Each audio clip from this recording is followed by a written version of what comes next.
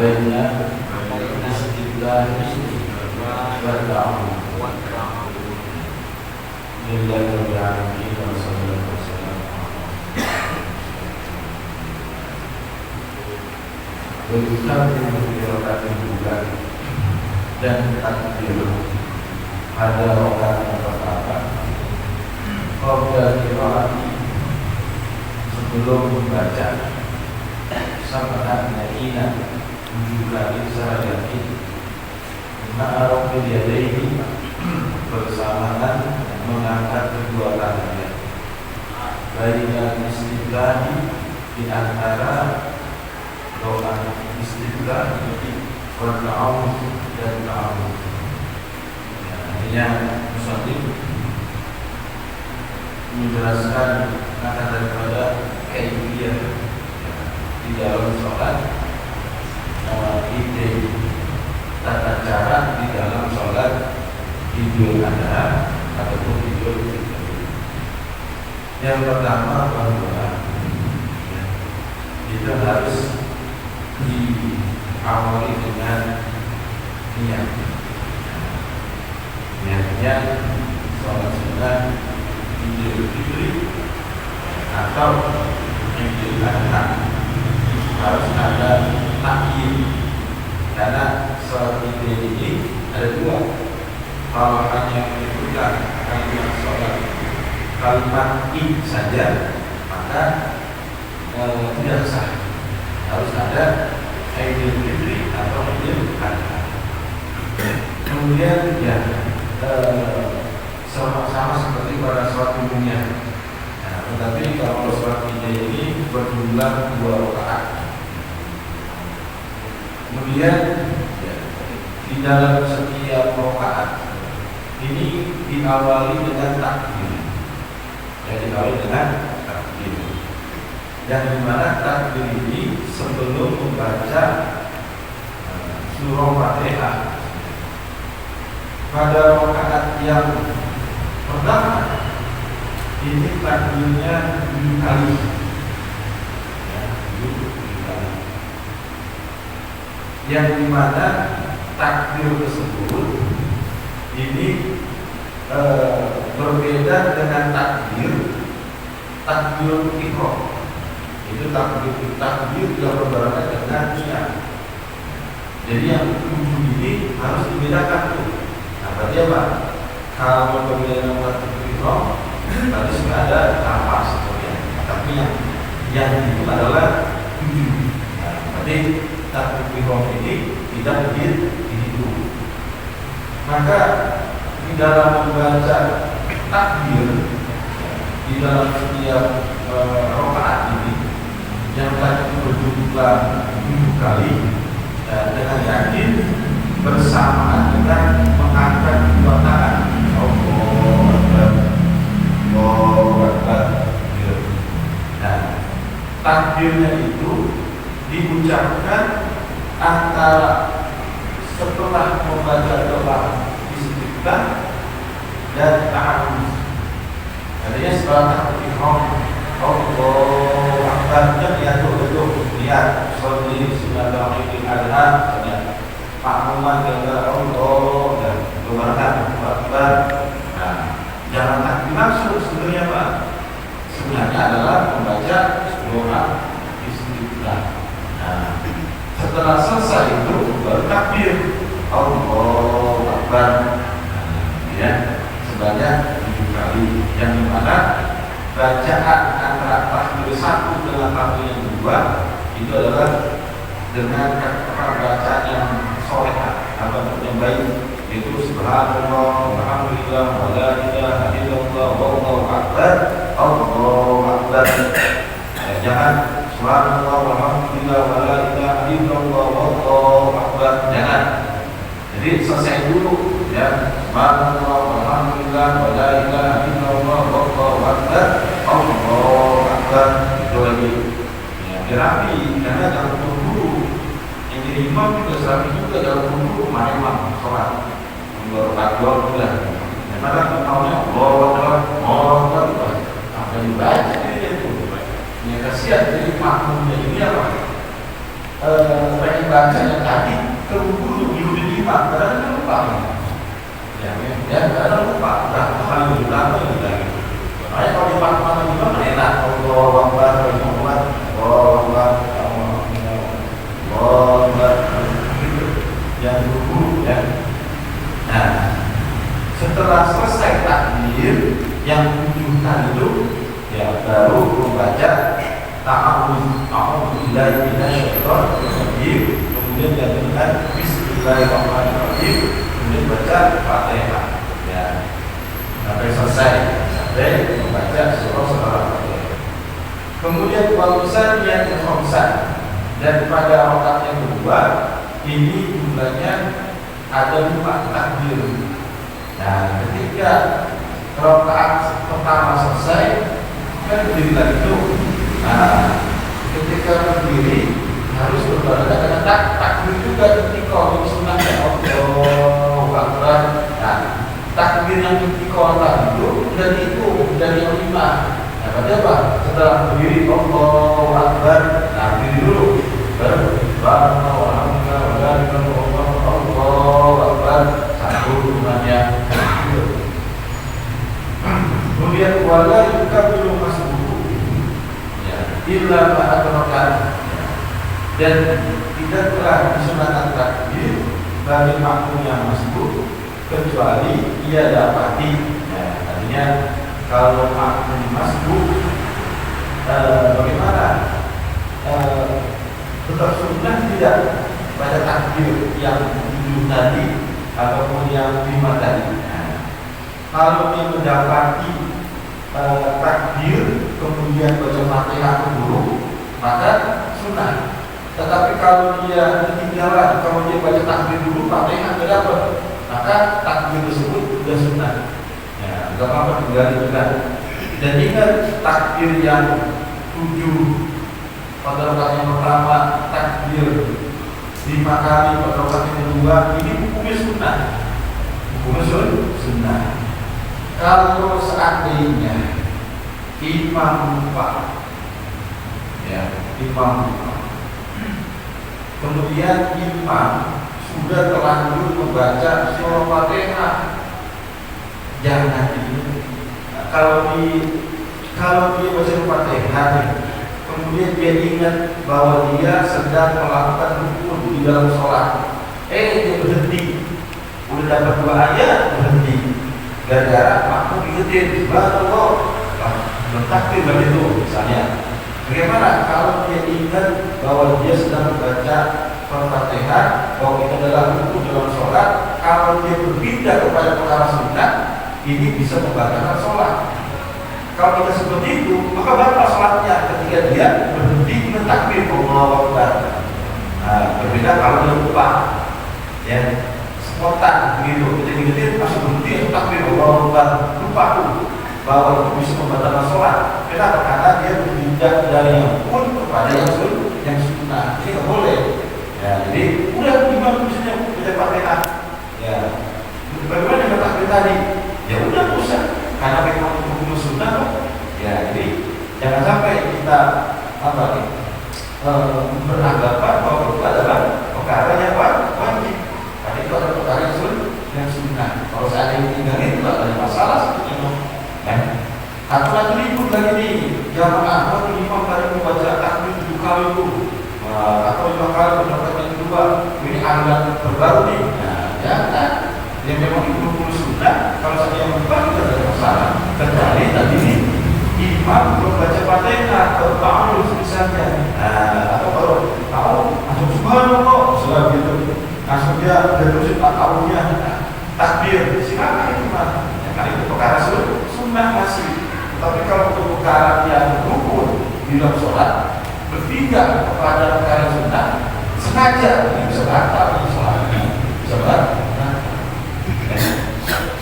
Jadi bagi yang imam harus dipahami itu adalah perkara sunnah. Kemudian wa qira'atul qaf, dan sunnah membaca surah Qaf, Waqabat, dan surah Waqabat, Al-A'la atau surah A'la, wal Wasyiyah dan surah Al-Ghasyiyah. Ya, artinya ketika setelah membaca surah Fatihah, ya, pada rakaat yang pertama disunahkan membaca surah Qaf. Kalau tidak, membaca surah Iqtarab. Nanti pas rakaat kedua disunahkan membaca surah Al-A'la. Ya, kalau tidak, membaca surah Al-Ghasyiyah. Ya, ini sunnah. Kalau mau dibaca silakan, kalau tidak, tidak masalah. Ya. Kemudian wayaqulu baina kulli takbirataini, dan dia ucapkan di antara setiap dua takbir bagian solihati. Ya, artinya sesuatu yang sesuai dengan solihah yang baik. Subhanallah, walhamdulillah, wa la ilaha illallah, wallahu akbar. Sirah. Nah, itu artinya sunnah mengucapkan di antara dua takbir dengan kalimat yang solihah, yaitu subhanallah, walhamdulillah, wa la ilaha illallah, wallahu akbar. Sirah secara sir pelan. Ya, wadi'an, jadi secara sir ya bacanya. Kalau takbirnya sendiri dibacanya jahar, entah itu imam ataupun juga makmum.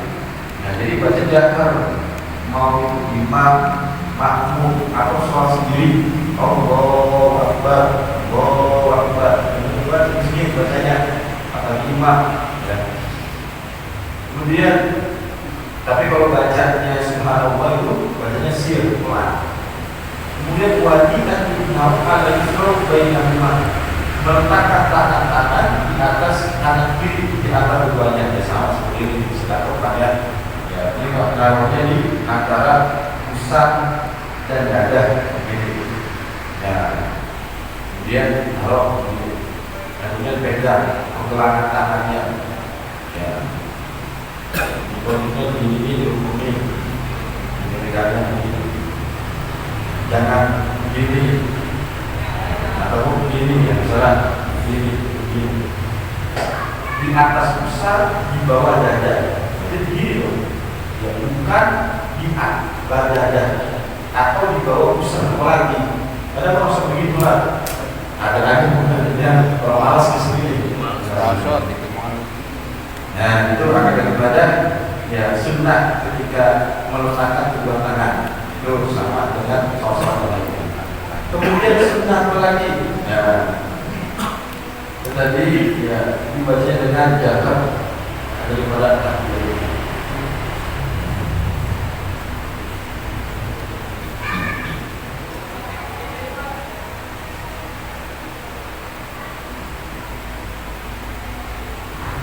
Jadi setiap kata takbir tersebut, kalau di sini jangan Allahu Akbar ini lagi.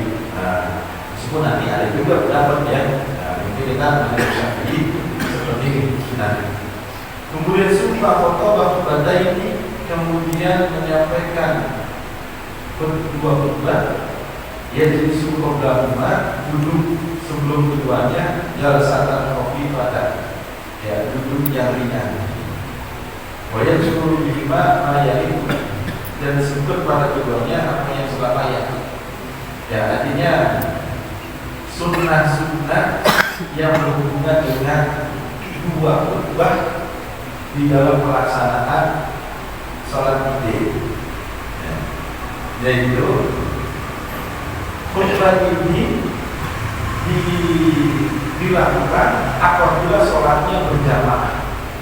Tapi kalau sholatnya sendiri tidak perlu ada khutbah. Tapi kalau ada berjamaah ini maka sunnah daripada diadakan khutbah. Rukun-rukunnya sama dengan sholat Jumat, khutbah sama. Kemudian hanya ada sebagian sunnah yang dibedakan, yaitu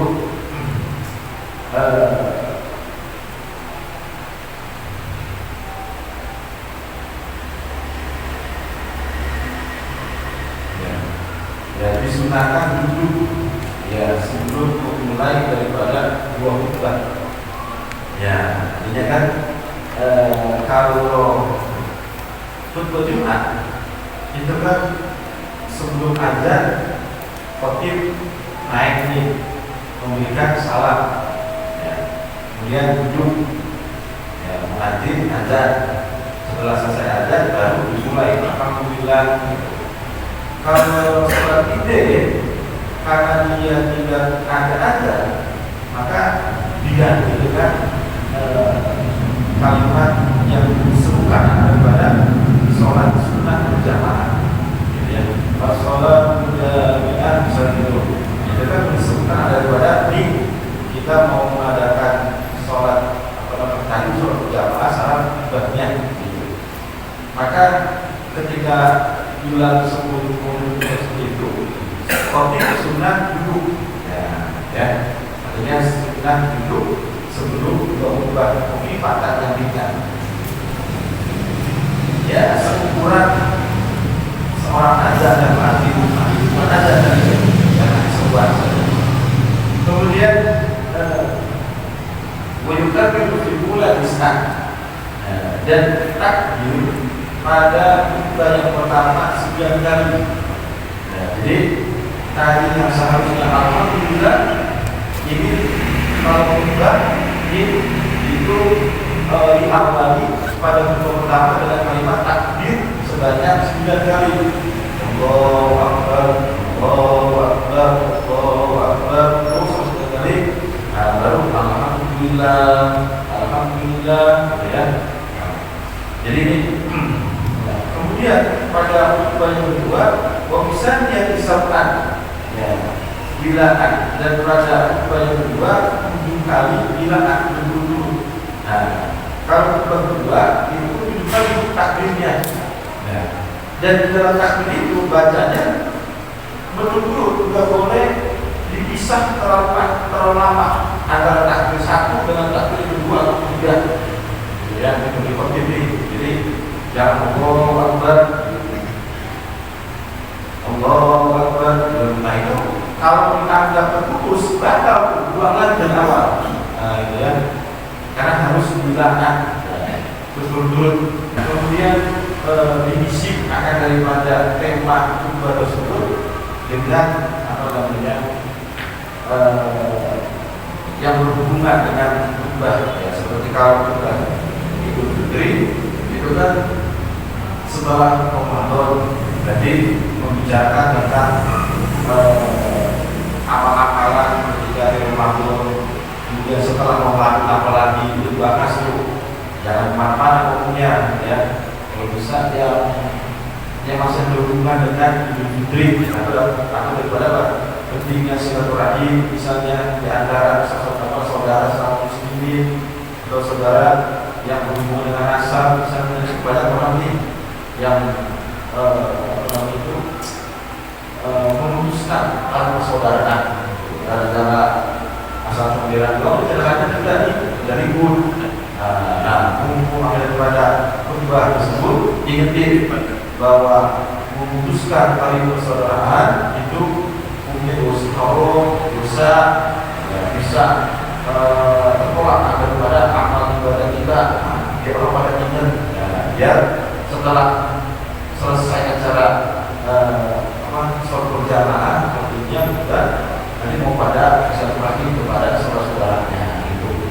Mudah-mudahan maksudnya, ya, udah marahnya cukup dan terusin. Mau nggak kira-kira nih amal puasa kamu sebulan dulu gara-gara masalah pembiayaan di kemudian pada ribut akhir waktu ibadah kita tertolak, puasa kita ditolak Allah SWT. Kita jadinya masalah sepele, tapi masalah yang besar bisa jadi ancaman dunia. Ingat sih seperti itu, ya. Kalau jadi petugas khotib, ya, ketika Idul Fitri. Kemudian kalau Idul Adha, ya, ceritakan tentang apa? Masalah kurban, atau dalam masalah ibadah haji, atau dalam masalah perjuangan Nabi Ibrahim, ya. Dan tentunya masih berhubungan dengan tema tersebut, ya. Jangan mana-mana itu masalah trauma, masalah kalau ngomongin juga kita pada terus kemudian, tapi kalau ngomongin yang masalah yang sekarang politik, ya, semangat jadinya. Seharusnya tidak seperti itu, ya. Karena itu kita ada di tempat ibadah yang sesuatu ngomong baik-baik, ya, jangan menyumbang daripada pahala kebencian. Dan juga daripada sunnah-sunnah yang berhubungan dengan baik. Cuma memang karena bagi sunnah, ya, jadi tidak mempengaruhi daripada sahnya sholat. Berbeda dengan Jumat. Kalau Jumat kita khutbah dulu baru sholat. Jadi khutbahnya harus selesai dulu sah di secara hukum. Maka baru boleh sholat. Maka sholatnya sah.